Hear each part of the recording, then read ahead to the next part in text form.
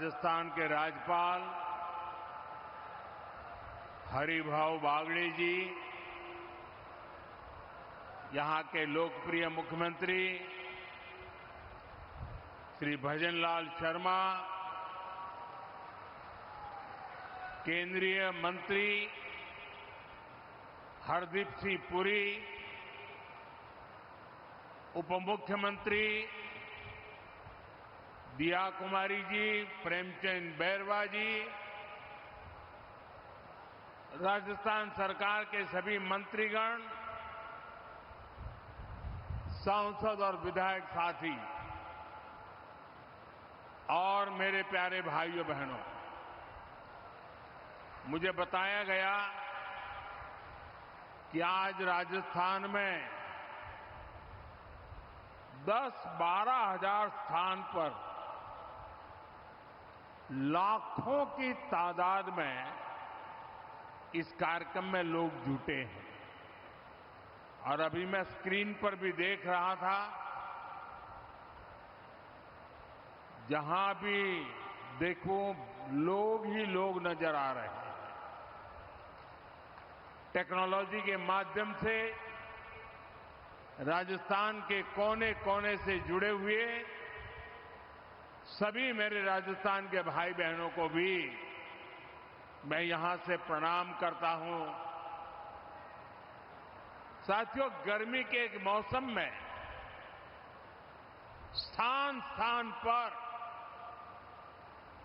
इतनी बड़ी मात्रा में लोगों का एकत्र आना हम सबको आशीर्वाद देना, ये दिखाता है कि भाजपा सरकार के प्रयासों पर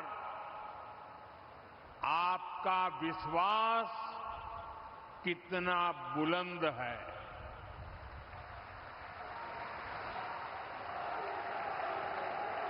मैं इस समर्थन और स्नेह के लिए राजस्थान की माटी का ऋणी हूं।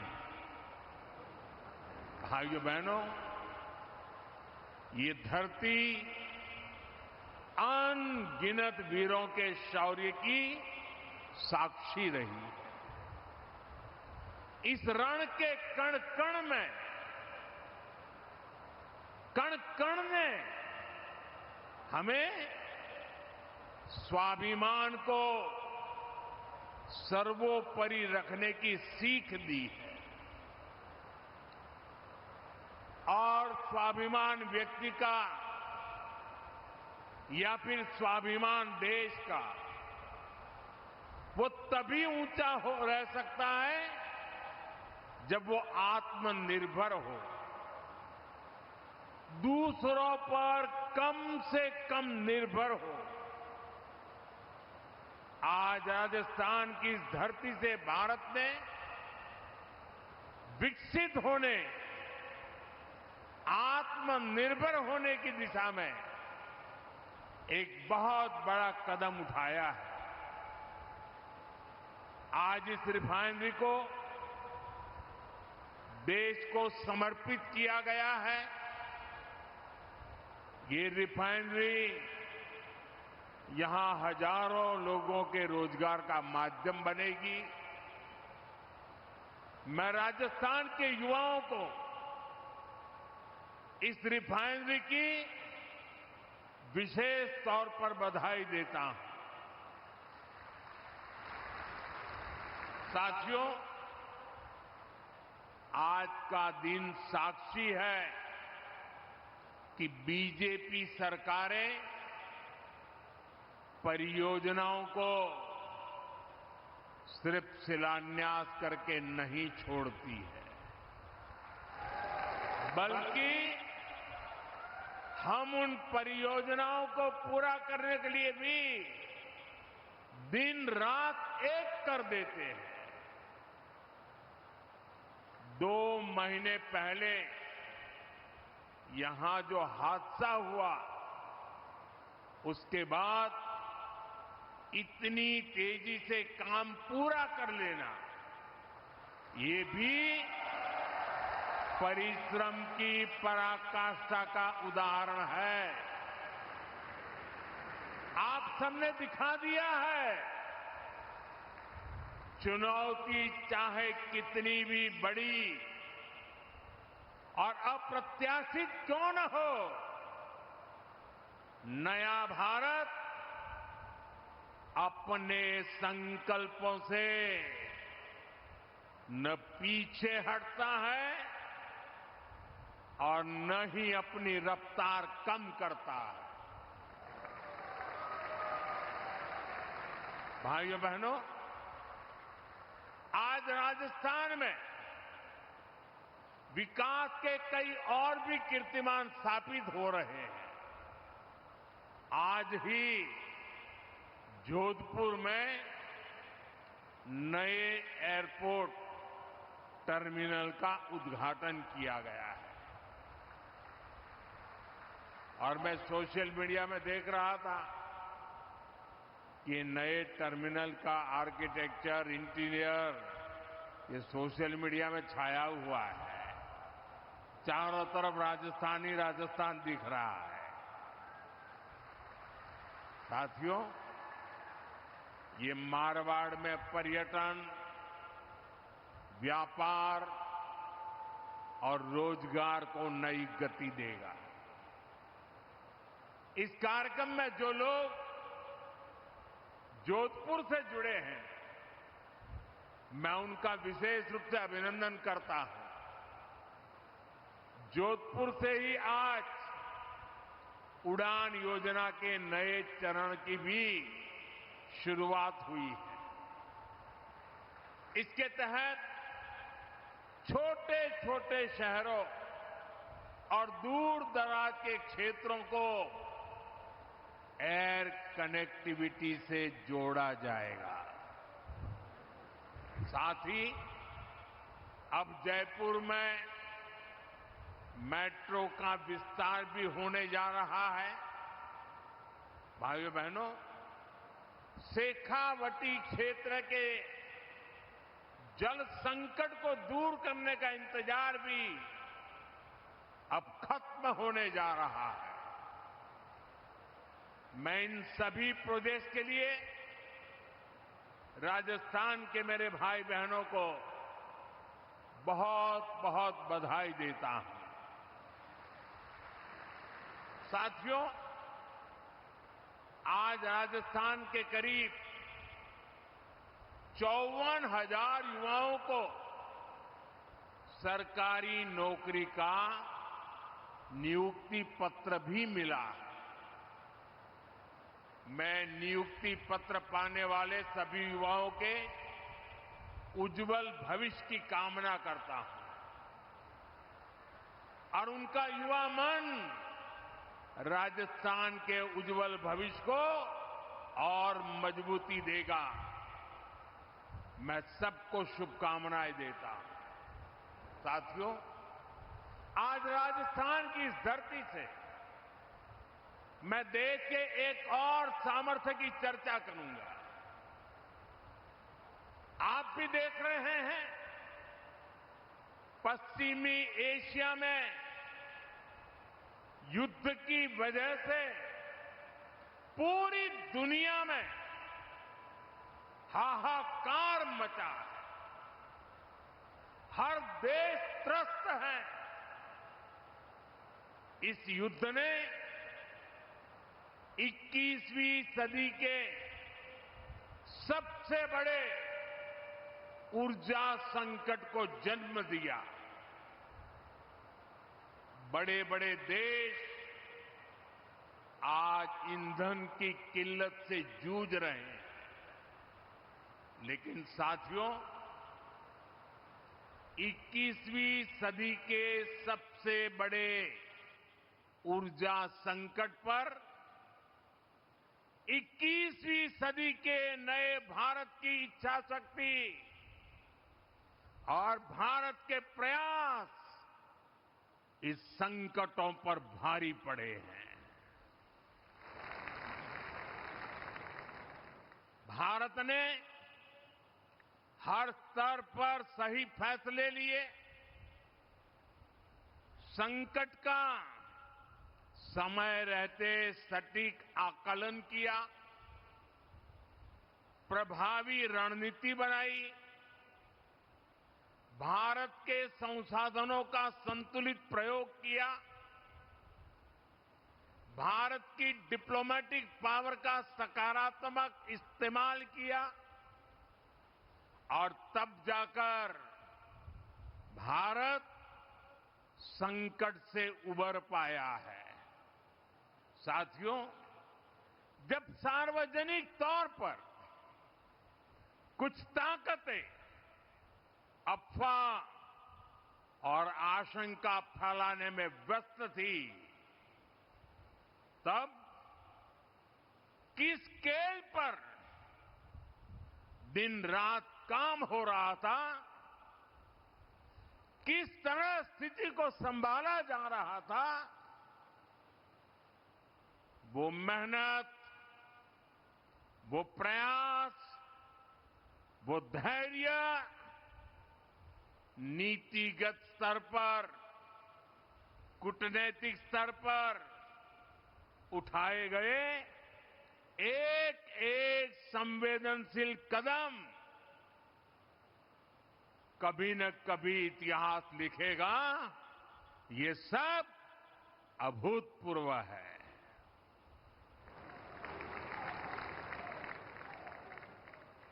मैं एक उदाहरण देता हूं।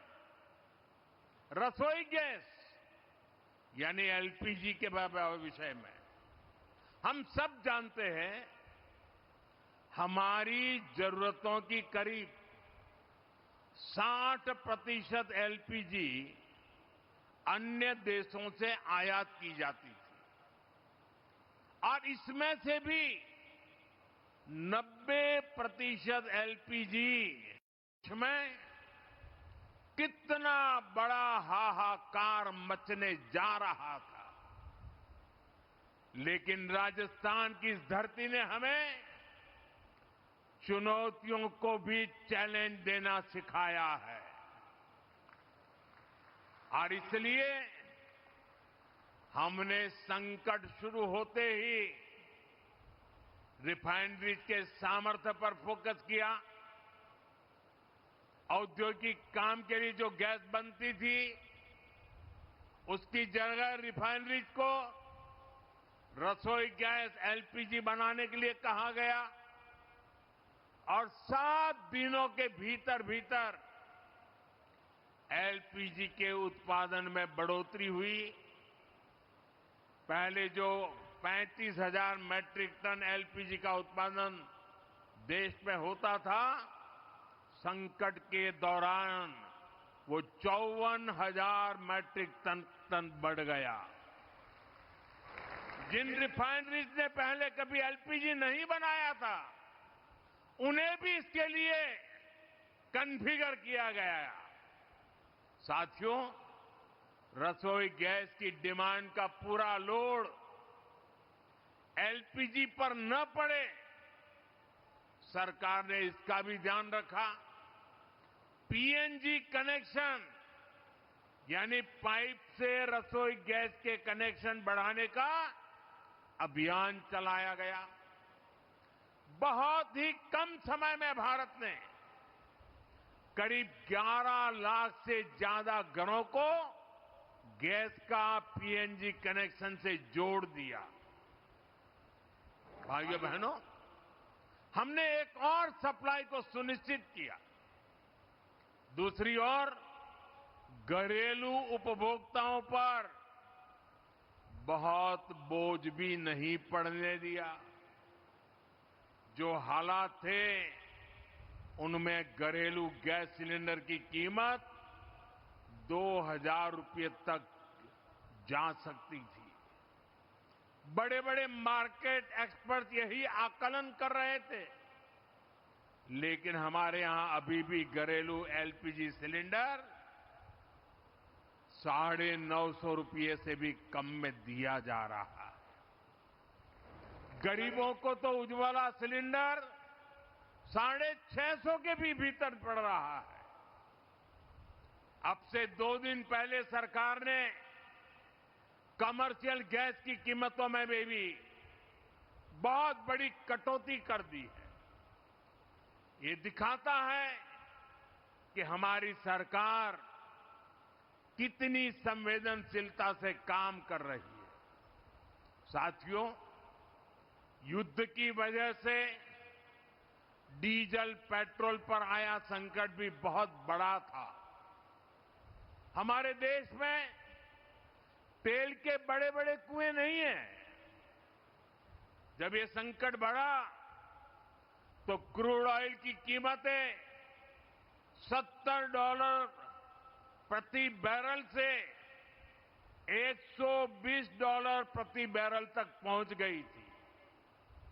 आयात के रास्ते भी बंद थे। दुनिया के कई देशों में डीजल पेट्रोल की कीमतों में 40 से 50% का इजाफा हो गया।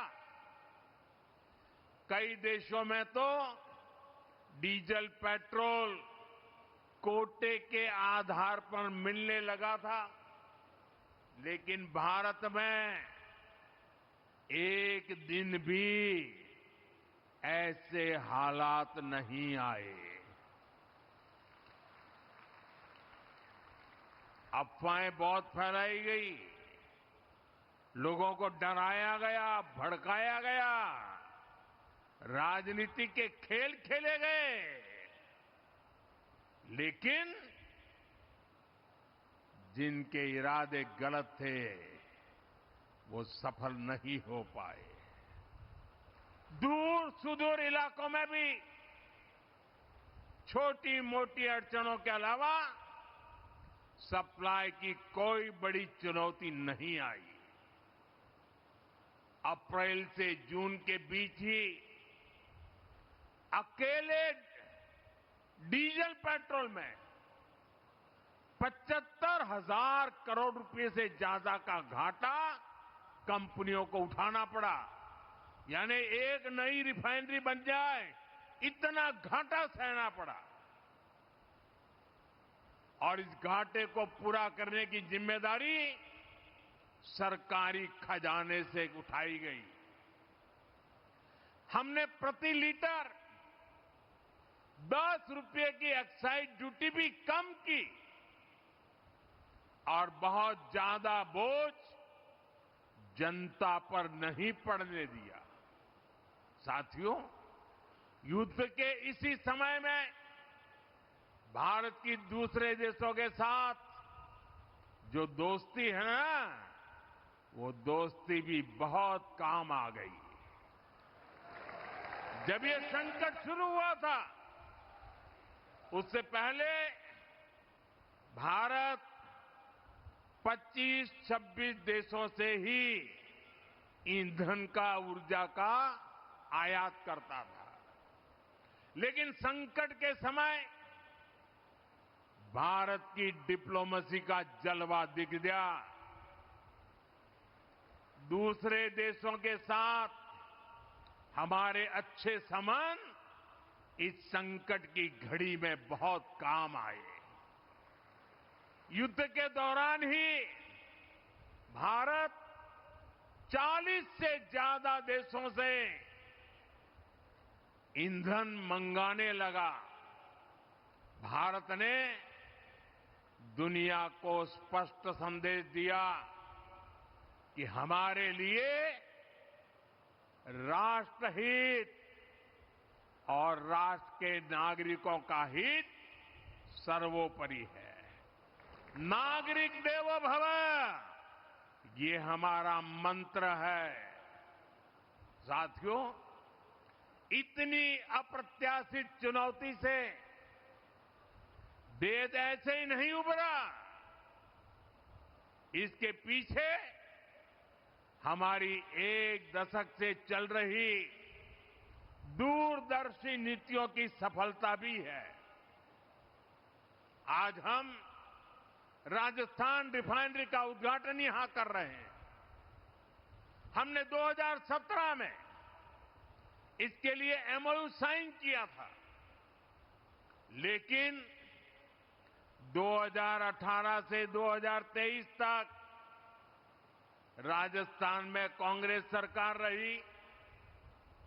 कांग्रेस के असहयोग के कारण यहां का काम लगभग ठप ही रह गया। लेकिन जैसे ही डबल इंजन सरकार आई, इसका काम तेजी से आगे बढ़ा और आज हम इसका लोकार्पण भी कर रहे हैं।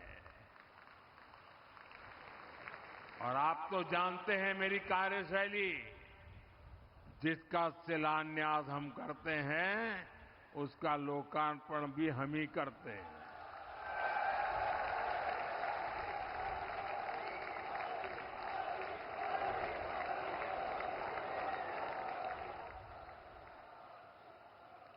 इसी तरह भारत ने अपनी रिफाइनरी क्षमता को लगातार बढ़ाया है। अमेरिका में पिछले 50 वर्षों में एक भी नई रिफाइनरी नहीं बनी है। यूरोप की रिफाइनरी क्षमता लगातार कम होती गई है। वहीं भारत आज विश्व की चौथी सबसे बड़ी रिफाइनरी क्षमता वाला देश बन चुका है। और हम यहां रुकने वाले नहीं हैं। आने वाले वर्षों में ये क्षमता और भी बढ़ने वाली है। इन्हीं प्रयासों के कारण भारत सदी के सबसे बड़े ऊर्जा संकट से लड़कर उबरा है। साथियों, दुनिया में युद्ध और अशांति से हमारे किसानों के लिए भी चुनौतियां पैदा होती है।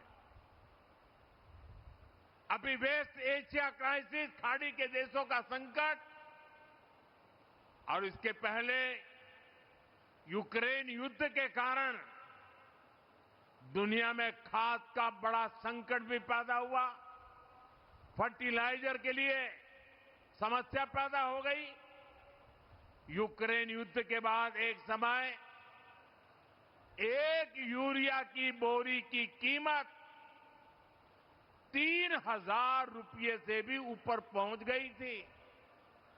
लेकिन हम अपने किसानों को, जो दुनिया के बाजार में 3,000 की बोरी थी, हम मेरे देश के किसानों को हम सिर्फ 300 रुपये में देते रहे। और इसके लिए खजाने से लाखों करोड़ रुपए खर्च करने पड़े। सब्सिडी दी गई। आपूर्ति के लिए जो सप्लाई चेन प्रभावित हुई थी, भारत ने उसके लिए भी समाधान निकाले। सरकार ने वैकल्पिक रास्ते तलाशे।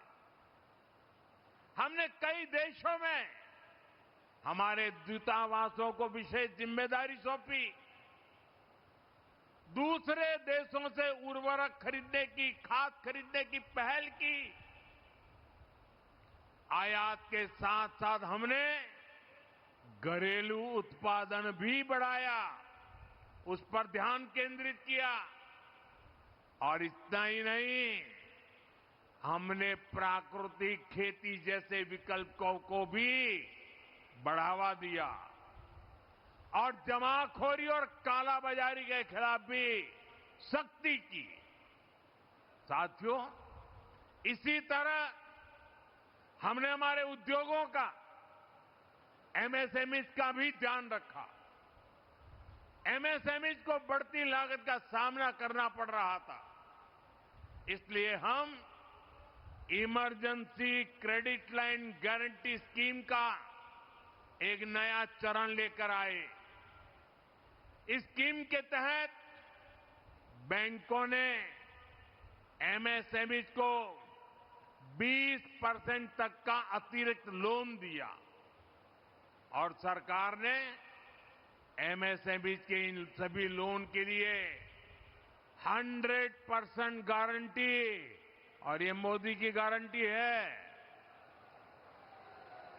इसका बहुत लाभ लघु उद्योगों को मिला, कुटीर उद्योगों को मिला।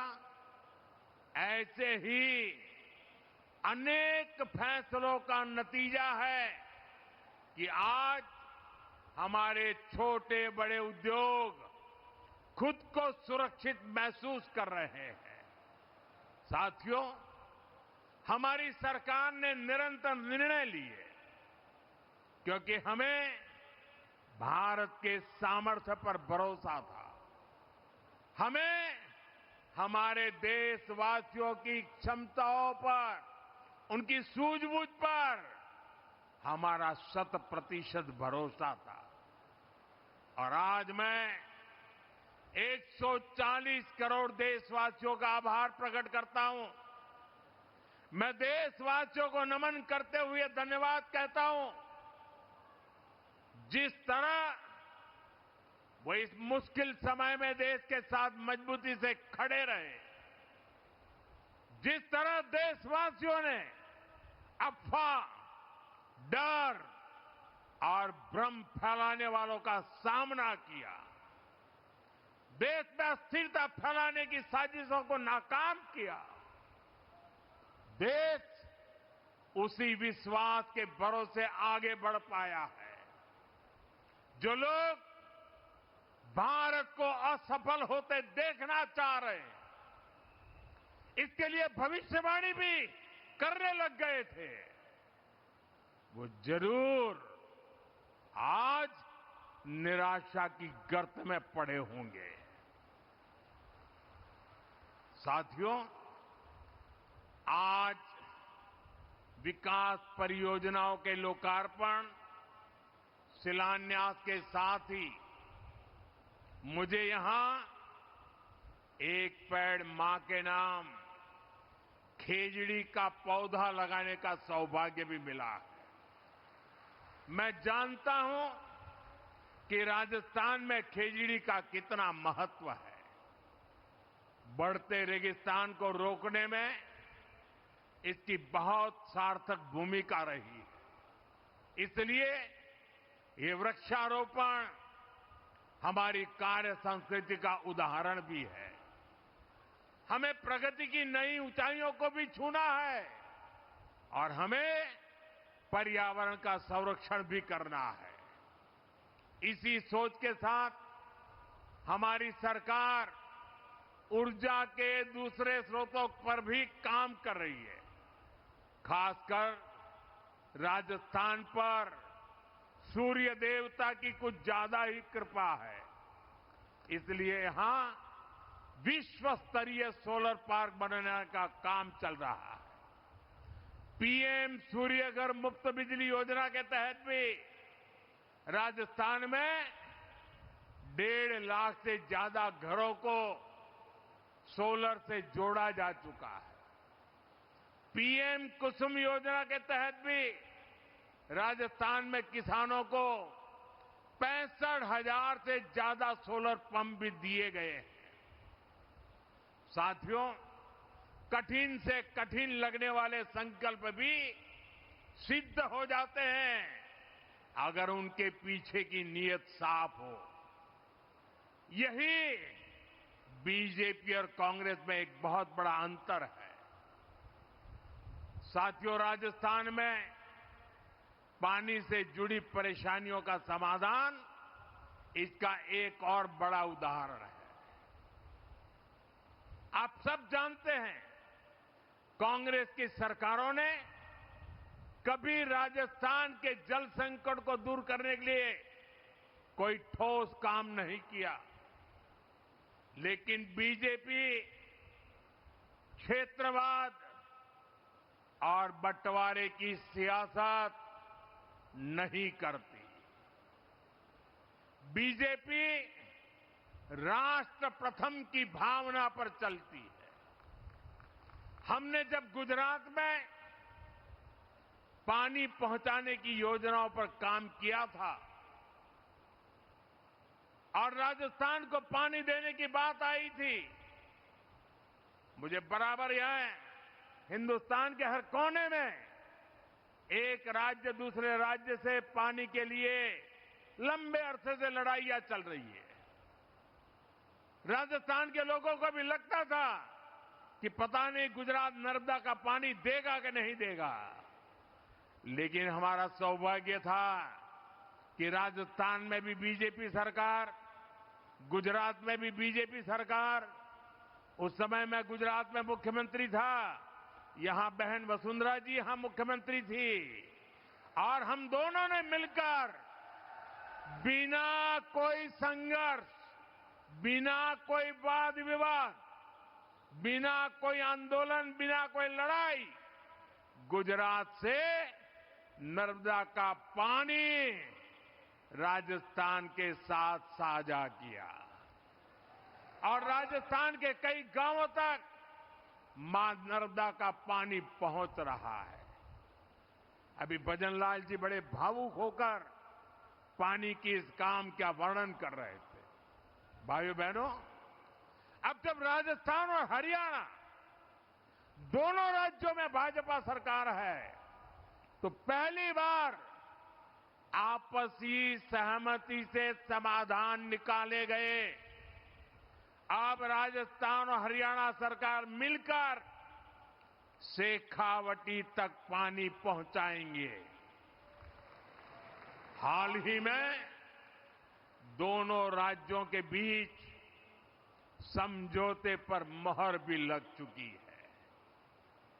इस समझौते के तहत हथनी कुंड बैराज से पानी राजस्थान लाया जाएगा।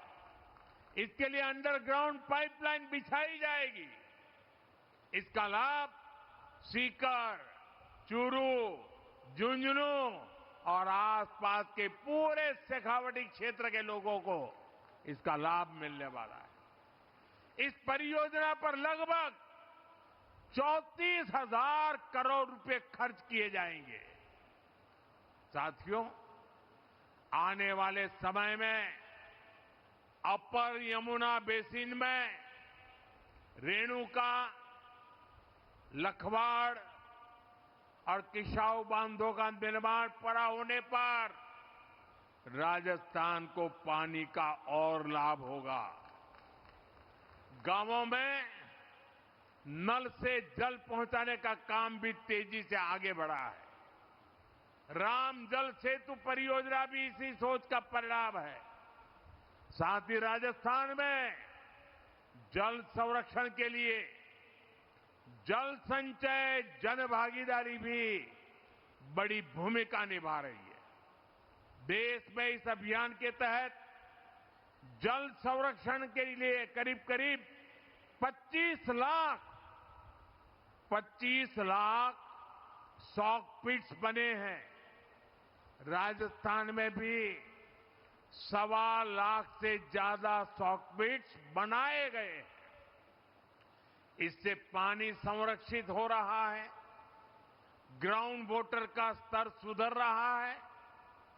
मैं इन प्रयासों के लिए केंद्र और प्रदेश की भाजपा सरकारों को और शेखावटी क्षेत्र के लोगों को बहुत बहुत बधाई देता हूं।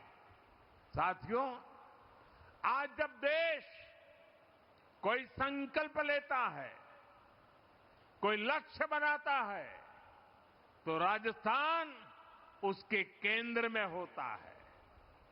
आज राजस्थान में तेज गति से आधुनिक इंफ्रास्ट्रक्चर निर्माण हो रहा है। नए नए रिकॉर्ड बन रहे हैं।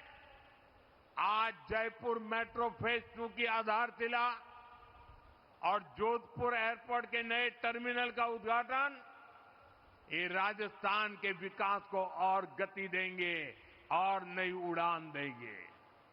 जयपुर में फेज 2 पूरा होने के बाद जयपुर का कुल मेट्रो नेटवर्क 50 किलोमीटर से अधिक हो जाएगा।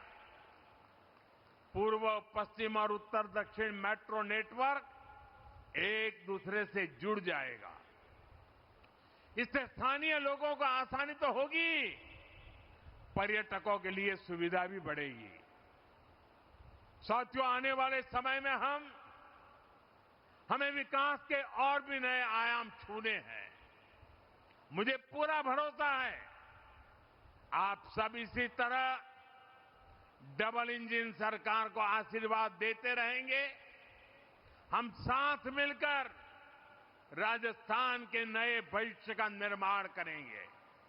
इसी विश्वास के साथ मैं एक बार फिर राजस्थान रिफाइनरी के लिए, अन्य विकास कार्यों के लिए देशवासियों को, राजस्थान वासियों को बहुत बहुत बधाई देता हूं। मेरे साथ बोलिए, भारत माता की।